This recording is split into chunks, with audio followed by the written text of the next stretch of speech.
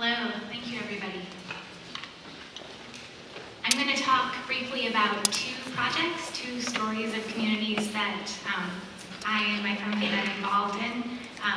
One is reflecting back to Cedar Rapids, Iowa, which had a historic flood event in 2008. I wanted to talk about that because that was the first post-disaster planning project I was involved in, and it was also sort of gives us the benefit of hindsight since it happened 5 years ago and we can reflect and get a little perspective. And then I'm going to talk to you about the Rebuild by Design competition, which is ongoing now. It's very live, I guess, happening right now. We're about a third of the way through. So I'll talk about what's happening there. I work at a firm called Sasaki. We're based in Boston, and this is a quote from our founder, that we do nothing in isolation. He also said, collaboration is the only value. And I think that that's really important when we think too, and especially poignant in the context of post-disaster recovery planning, because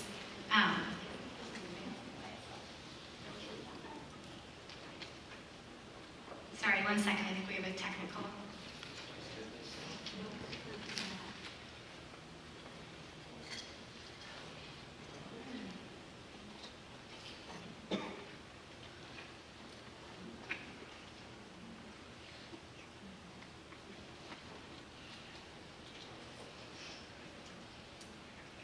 Because one of the things we're finding in working in communities that are recovering from disasters is that it's not just the role of a designer, it's not just the role of an engineer or, excuse me, I'm not quite this fast.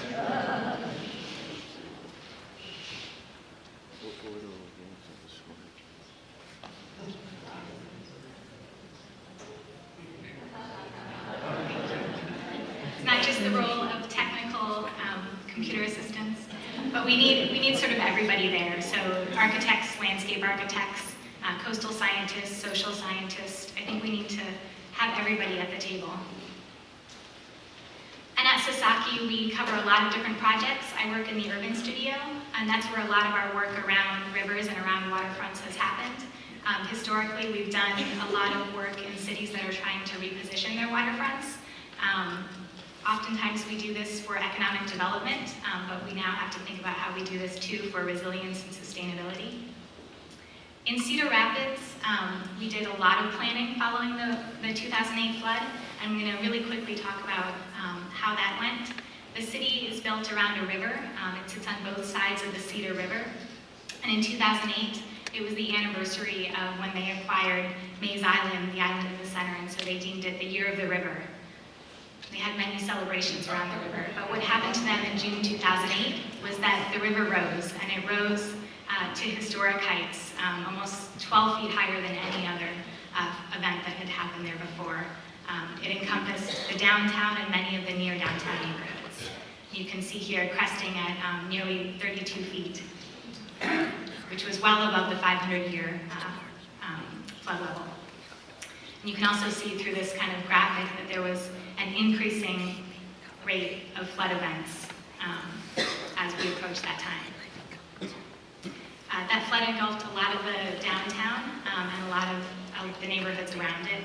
And so what we did was we worked with the community to think about what the options were for rebuilding, because I think there's not just one path, that it's important to think about what the many decisions are and evaluate each of them for each community. We looked with them at thinking about ways that they had maybe more of a flood wall system, more of a greenway system, and then more kind of a hybrid system. There were a lot of community meetings that happened with this. 1,200 people, I think, participated overall, which was a lot for a community their size, about 120,000 people. And at the end, we came up with a plan that was not just about recovering for the flood, but it was post-flood, but it was also about positioning them to recover economically and to recover their neighborhoods and the kind of cultural components that had been damaged as well. So a neighborhood reinvestment strategy, a green infrastructure strategy, thinking about transportation and better connections across the river, trail systems, citywide parks master plan. Because part of the flood strategy was that there would be areas, a new greenway completed, and so they were gaining a lot of park acreage, and they were going to have to figure out in the future how they took care of that acreage. Those kind of maintenance components as well. In the years that followed, we also worked with them to do some urban design guidelines, so that sustainability became part of all of their planning and not just related to that singular moment, planning post-flood. We worked with them to integrate that at the scale of the street as well, so that their streets had green infrastructure built into them, into the streetscape, and helped also to manage water during storms or during every day. And then we worked with them to finally get back to the river and to think about how to redesign the river so that it was able to be part of the social scene of the city again. And we worked with the Army Corps as they were developing the levee system so that there could be programming in it. An amphitheater just opened this summer along the water there that they've been using for concerts. And so being able to still occupy and use the river and bring the city to the river. And then I want to talk quickly about Rebuild by Design, which is a little bit closer to home. I don't know if you know too much about it, but it's a project that is hosted by HUD, and they have launched a design competition. At this point, we're about a third of the way in, and there's 10 teams that they've selected to be looking at the whole Sandy-affected region. I'm going to talk mostly about the Jersey Shore because that's where we're focused, but there's a lot of teams that are also thinking about urban areas, about Manhattan, about Long Island and Connecticut as well. Our team is Sasaki, us up in Boston, and then Rutgers University is working closely with us, as well as ERIC, a team of engineers. I would encourage all of you to go to our website. It's rebuildbydesign.com, and you can go there and look at all of the different team submissions. We've been focused on the shore, and what our ecologist helped us understand is that there's really 3 different conditions of the coast: barrier islands, headlands, and inland bay. That's true of our entire coast, the Atlantic seaboard down to the Jersey Shore, which happens to have all 3 conditions. And those conditions are really vulnerable in different ways. We heard, I think, earlier from Lisa at Rutgers about the barrier islands and how shifting and dynamic they are, and they are certainly, because of that, very vulnerable very early on.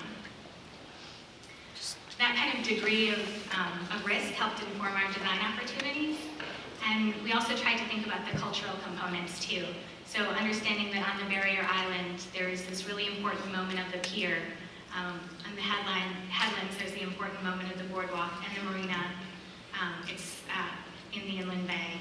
And crossing those in the future with something that's more ecological. So rather than right now, where you have a condition where you have those physical, infrastructural, and social moments, but they don't have any ecological contribution, could you think about giving them new form or a new identity so that they do contribute to a more sustainable coast as well?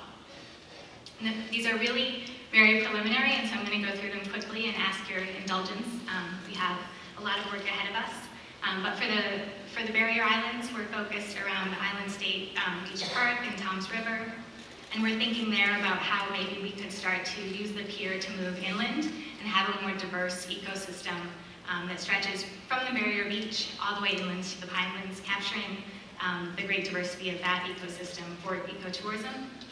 In the headlands, we're looking at Asbury Park, and here thinking about if the boardwalk could be a more sustainable infrastructural element itself, rather than just sort of a very, very long, singular, linear moment, and if it could start to encompass a dune system within it.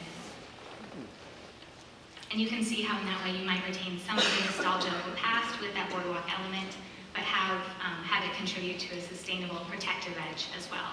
And in the inland bay, we were toured around actually by Alyssa, who spoke to you last. And so she helped us understand some of the risks around the communities in Union Beach and Kingsburg.